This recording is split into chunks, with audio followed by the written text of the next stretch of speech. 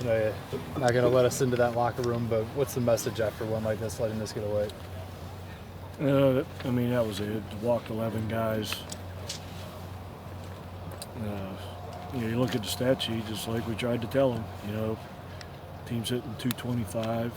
They got a record that's under 500. And we got a big weekend coming up. Try and tell them not to overlook people. And it's a universal problem, not just at West Virginia, but at schools everywhere. When you have letdowns, you try and avoid them as coaches, and we walked 11 guys. MHS or UHS would beat us tonight. We're looking for someone out of the bullpen that could throw you some strikes there. That was pretty obvious that I was looking for somebody to throw strikes. I mean, bring a guy in, he walks a guy. Bring another guy in, he walks a guy. You just keep trying until somebody's willing to step up and throw it over the plate. Did the cancellation of the game Sunday, how did that affect your plans coming into this week in terms of pitching? We just moved BJ up. BJ's going to start again this weekend, and we didn't want him to go the whole week without throwing, so that's why we started him tonight. Was this going to be Tanner's day today originally?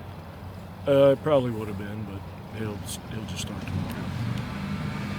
Did you have an idea for someone maybe for Wednesday, just in mind yet? Thinking ahead to this week and then push that over?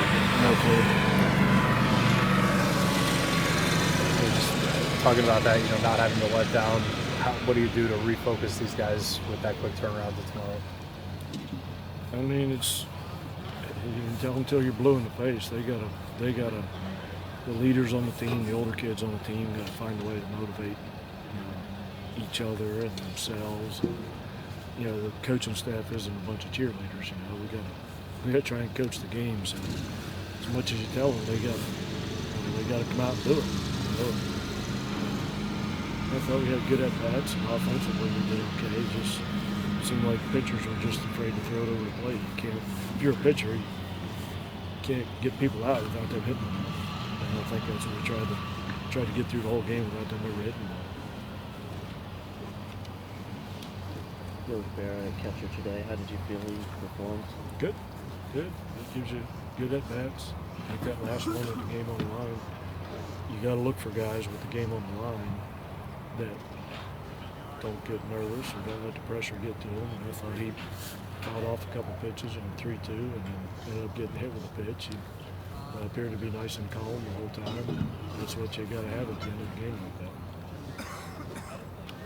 Coach, this team is full of freshmen, obviously, with Casey being a senior on the team. What has he done as far as trying to bring these guys along, especially the kids in the outfield for you guys?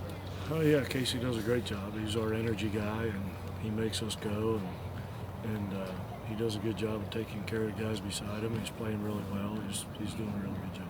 Sure. Obviously, you don't want to overlook anyone, like you said, but looking forward to Oklahoma State this weekend, what's one thing you think the guys have to do really well on Wednesday to prepare? Just throw strikes. Throw strikes. You don't throw strikes, you don't win. If you're a basketball team, if you don't make shots, you don't win. If you're a football team, if you drop passes, you don't win. If you're a baseball team, if you don't throw strikes, you don't win. Doesn't matter who you play.